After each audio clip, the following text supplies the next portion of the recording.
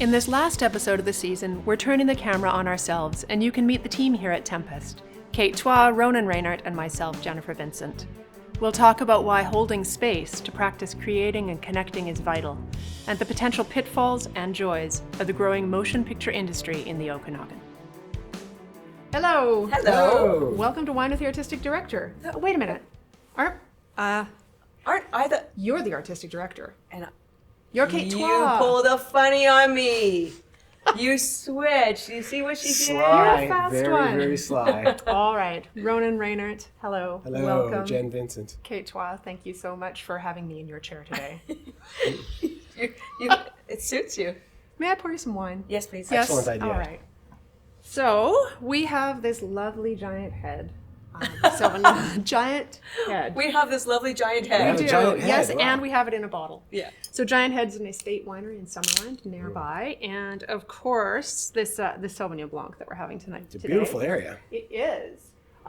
So it's a family-owned winery, and John and Ginny Lee Glavina run it.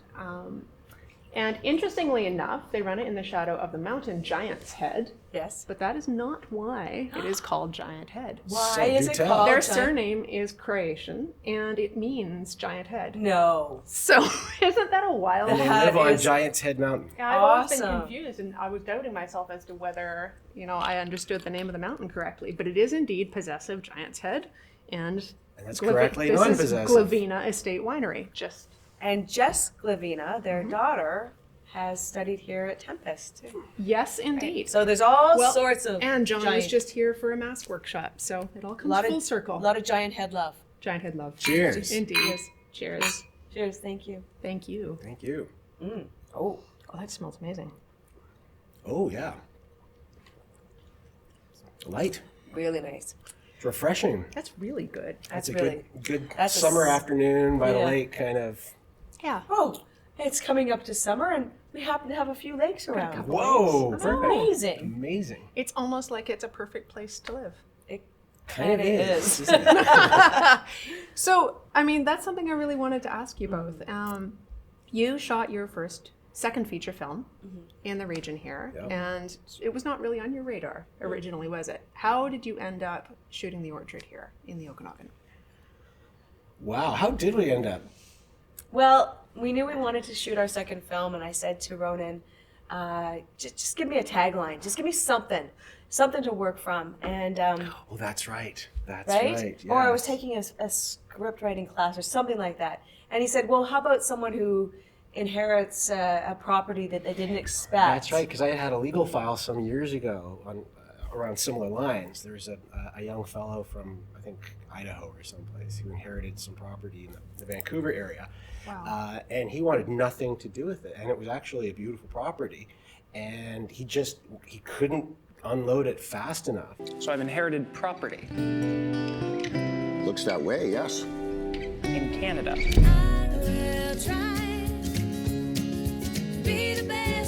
Why did she pick me? Open your eyes, Max. Swell. Maximus? And I just thought, what an interesting, what if you get exposed to an area that really has something special and you can't see it for whatever reason because of the things in your life? So I thought that would be an interesting idea. And then when we were talking about locations, we decided that we hadn't explored the Okanagan and as much as we wanted to, and so we thought, well, let's have him inherit a peach orchard in the Okanagan and actually go and see what the Okanagan is all about. And when she said that, one of the first things I did was hit Google Maps and have a look at the area just to get a sense of what was here. Had you been here before at all? I'd driven through, but whenever I'd driven through on the number 3. So I've gone through Karamias in that area, but I'd never been to like Lake Okanagan proper. Wow. And looking it up on Google Maps, one of the first places I noticed was Peachland. And I was like, there's a town called Peachland, and it's, just north of a town called Summerland. We gotta go. Like, this is Totally. And in our film, the character actually does change when the lead character, played by Matt Angel, actually does change when he comes to the area and meets the people, and we feel like we always joked about that we were living out our main character's narrative, because we were changing as we were filming. We were changing, we were falling in love, and we didn't know it at the time, but our lives were about to change immensely. Mm-hmm. Yeah. So, so what was the first big change that you were able to see for yourselves? Well, we bought our cottage shortly after we made the film in 2016. We own a little tiny cottage, my writing cottage in Naramata, which is a village. A village. I live in a village. You do. You know? And it's so sweet. It's so sweet. And then I started noticing, I won't speak for Rona, but I started noticing that every time I had to go back to the city, I was not happy about it. I felt very inspired here. I was inspired to write. I was inspired to create. I felt very fruitful. And that things were about to blossom. Oh, it's so fertile here. And so I found in my behavior, I would just get pouty and tantrumy, and like the kid in the supermarket that just drops on the floor and just becomes dead weight because they don't want to leave. Must have been awkward for you driving. Yeah. Well, Yeah, they go rigid. Yeah. And then we, in 2018, as you know, because you were in this building, you had been in this building for years, we walked into this old church and everything went, we didn't know how or why or whether it was going to work, but we just knew that we had to try. There was this impulse. It was a gut driven. We knew right away driving by the building, and we didn't, both of us separately were and we saw there was a for sale sign, and both of us were like, that could be ideal, that place could be perfect, but we didn't talk about it. Because it was absurd. No. Our lives were really busy in Vancouver. I was co-artistic director of Railtown Actors Studio with John Cassini. Ronan had a busy legal practice with Bell Alliance in Vancouver. Practice. And so it didn't seem like a possibility or a sane possibility until we walked in here. Yeah. And then we sat right there. We were like, we're going to do this, aren't we? Yeah. Yep. What did you think was going to blossom here? We really didn't know. I've ever since we shot The Orchard here and started conversations with John Summerland, who's the film commissioner here, we talked about the need for more productions to come here. There's been a great start, but it needs to have a series, it needs to have more stability. And I thought, well, I want to be in on that. I want to be a part of that team building that builds something in the Okanagan, and builds it mindfully and skillfully and collaboratively, with the people, not in spite of the people, just with them, because they've got such fascinating stories. There's people here, generational farmers and migrant workers, and, artists, and I'm just meeting so many incredible people. So many, artists and chefs and winemakers. Yeah, thank God. The wine with the artistic director, it just theater and wine. Theater, It's perfect. Yeah. Plus, Kate and I have always operated in a bit of a sandbox, right? Life is a combination of trial and error and figuring stuff out and figuring out where things go. And not a lot of it is heavily planned in advance, because your best laid plans, it'll wash away pretty fast when life happens. It's unique, but it's a gift, I think, that you perhaps give to yourselves, being able to play that way, but also to everybody around you, because it's so cross-disciplinary, everything that you do. You're a writer, director, actor, cinematographer, editor, composer. The list of skills and aptitudes that you both have is remarkable, meaning that you could make, feature films together with small teams and keep everybody learning new skills while doing that. I think it's a real gift to be able to do that, and brave to pursue it as well. Well, I think also a lot of the skills that I have, I've gone a small distance, but I'm not very deep in a lot of places. but I've gone far enough to have the language, right? So you can communicate a little bit more effectively with teams of people that might be in those technical areas, and you can communicate much more specifically because there's some understanding of exactly what the mechanisms are working behind the scenes there. And I think that, at least for me, has been one of the greatest things about doing so many different things, right? They just open those doors. I think that for me, it's always been an honor to watch people step into their ability. Yeah. An honor. And to have any kind of influence over that or present any kind of opportunity, and to watch someone see what they can do is just one of the greatest gifts. Yeah, and I think you offer that beautifully to people. And the number of people who've come through these doors since I've joined the space with you, that I have the... Cheers I to mean, that. what a joy for me to participate Cheers. in your world in this way. What I think is been so remarkable are the stories and conversations of everybody stepping into their own in different ways that I've been privileged to sort of witness. Sitting on the stage for Wine with the Artistic Director, the number of those stories that are told. I remember this time, and you gave me this, scary challenge, and I stepped into it. Person after person has that experience working with you both, and I think that that's a really remarkable thing. Well, you're stepping into it like Seriously. beautifully. Yep. Managing director of Tempest, and also as a producer. You started producing with us when we started filming our documentary Smashed. Jeff was diagnosed with ALS, Lou Gehrig's disease, in May of 2018. ALS has sort of allowed me to better appreciate my own mortality. Hope is such an important part of dealing with health problems. So impressed with what he's been able to do.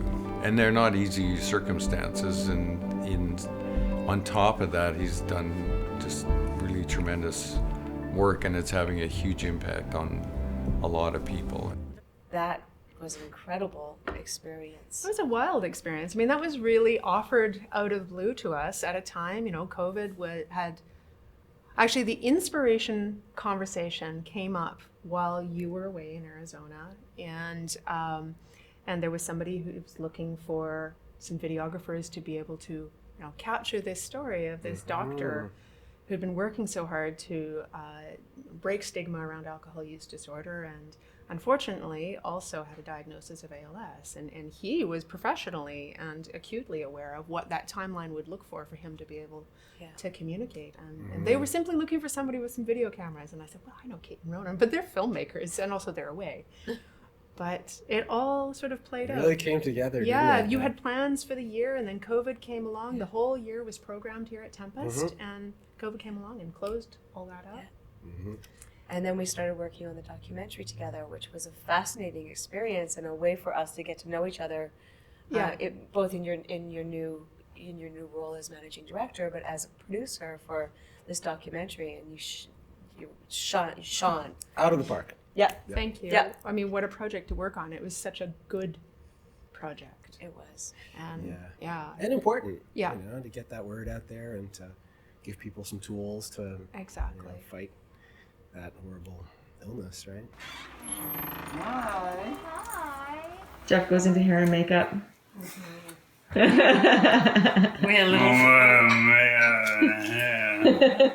had a little girl over yesterday, a friend of the family. We were babysitting, and she asked how Jeff lost his hair. So Maggie was telling her it's because he was running around so fast. And to meet and work with Jeff. who Yeah, is what a privilege.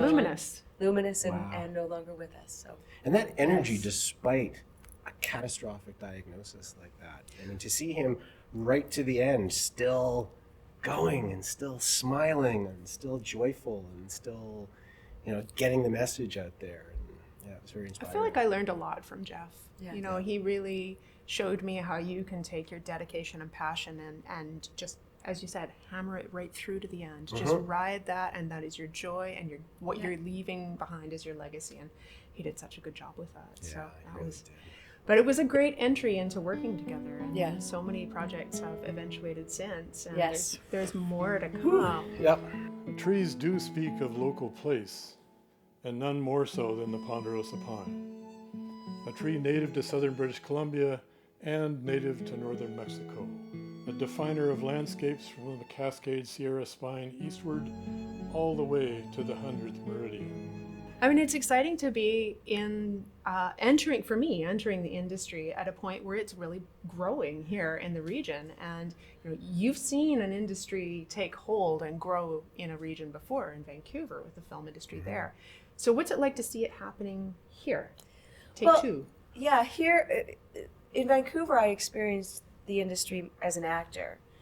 I had a little black box theater as well, but at the time it felt quite separate because I didn't fully understand how they could complement each other and really needed to complement each other. So I watched. I mean, it seemed like in the 90s you couldn't leave the house without getting cast in something, and I don't know that was such a great thing because it seemed to catch everyone off guard from what I could see. I was trained in the theater, so walking into the film business, and we all just joked about the fact that if you wanted to get a part, all you had to do was mumble, and then people would think you're really good. It's profound. Wow. And then, so I mean that just goes to tell you, I mean, how some of it was kind of out of control. Yeah. And to watch it happening here, I'm excited to be involved in whatever way I can be and we can be, so that we can kind of watch out for things that, let's reach for this goal. Let's listen to the locals. Let's be more environmentally aware and communicate with each other and not just romp in. I mean, I said to John Summerland, the film commissioner, I remember saying that it felt like sometimes in Vancouver and in other places that some of the industry comes in like a spaceship. It just like sucks up all this, and then just leaves all this debris, chaos and then debris flies and away then and does its own thing, and then you're left there picking up, plastic bottles, going, "What just happened? And is it worth it?" And I hope that doesn't happen here. Yeah, well, I mean, it's so great to have that awareness, in this position that we sit in here in the South Okanagan, with the opportunity to support people to take up career goals and to Training. explore and take on training and start booking jobs and doing auditions, and we're seeing that. Yeah. And that's exciting. And we've kind of become a de facto information center, which is kind of cool because if we don't have the answers, we can at least direct people to where they can find the answers, or find where they can find the answers, or create something that we can make it up. Yeah, it's an exciting time if you're sort of that entrepreneurial mindset. You like to be at the beginning of things. Then there's lots going on. I mean, that's why that's one of the reasons too that our partnership with you has been so important, because you straddle both. Yeah. Right. You straddle both that entrepreneur, mindset along with a really artistic skill. Yeah. So it's been great working together that way, and we're building stuff. There are series that we want to do. There are plays that we are doing. There are meetings and training and things happening here at Tempest that are pretty exciting. There are, and I mean, again, because I've got these fresh eyes to the industry, I'm learning little bits along the way. But one of the things that's been interesting for me is hearing repeatedly that once you start landing series in a region, that really changes the flavor and the dynamics of that local ecosystem and economy. But what is it about that is that tipping point? Why? Time horizons. So a series production goes longer. So it's stability. So it's there for much longer, right? As opposed to someone just getting work for 4 weeks, 6 weeks, and then it's done. So it's the catalyst for people to actually have gainful employment at home in the region and to learn and grow. Yeah. A lot of the crew that do happen to live in the Okanagan and want to live in the Okanagan travel to Vancouver still to do the majority of their work, which is hard on them. Yeah. And their families. So, it's really only a matter of time. I mean, I hope it's ours. I mean, and I think that some are starting to sprout up. but we want to get in the game. We want our skin in the game as well. Yes. I'm naked and chained to a peach tree. You really think I'm gonna drink from a plastic bottle? I see this as a very exciting time, and I don't have a crystal ball, and in fact, I don't think I want one because I'm constantly surprised, and I want to be surprised. Yeah, me too. By what comes, who comes through the door, or what opportunities are presented, and I know that it's kind of living your life in an improv, but it's interesting. It's very interesting. It's kind of great because in improv, the rules are that you say yes and. Not, you don't say no, you say yes and. So if you know an alien came in and said, I'd like to take classes, I could say yes, and you can teach us your culinary skills.